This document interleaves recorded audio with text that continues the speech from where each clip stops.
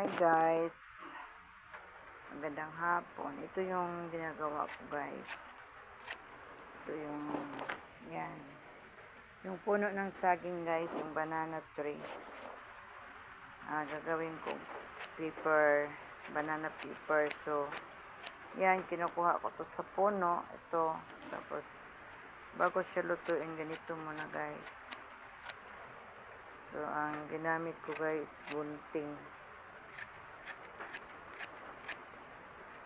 Dati ginagamit ko yung kutsilyo, masakit sa kamay, kaya ito muna gunting.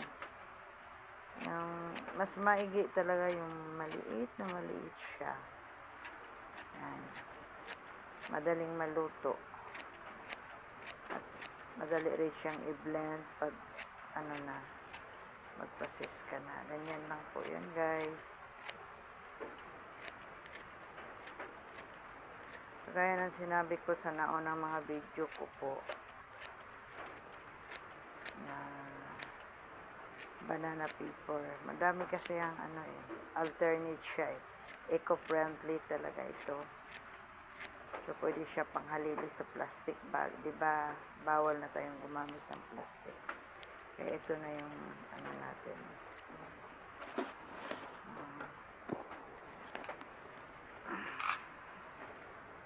Siya trabahoso, pero kung talagang okay talaga siya. Guys.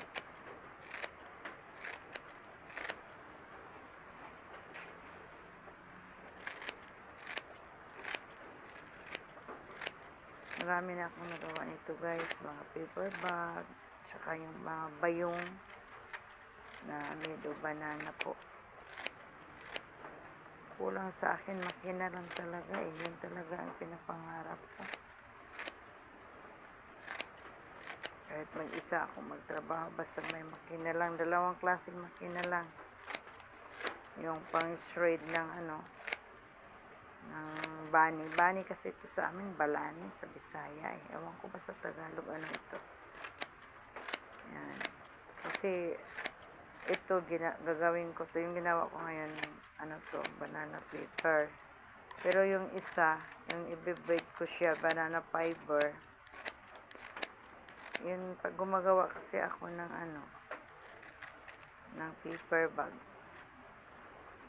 yung hawakan niya guys, yung nagawa kong yun talaga, binibraid ko yung banana fiber. So guys, yan guys, tsaga lang guys. Dami na akong nagawa.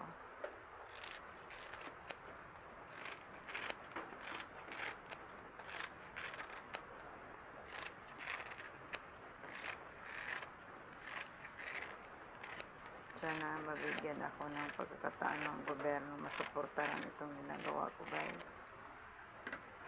Yun yung mga gawa ko po yun. Yun po.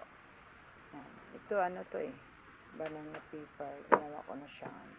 Yan ang banana paper. Thank you guys.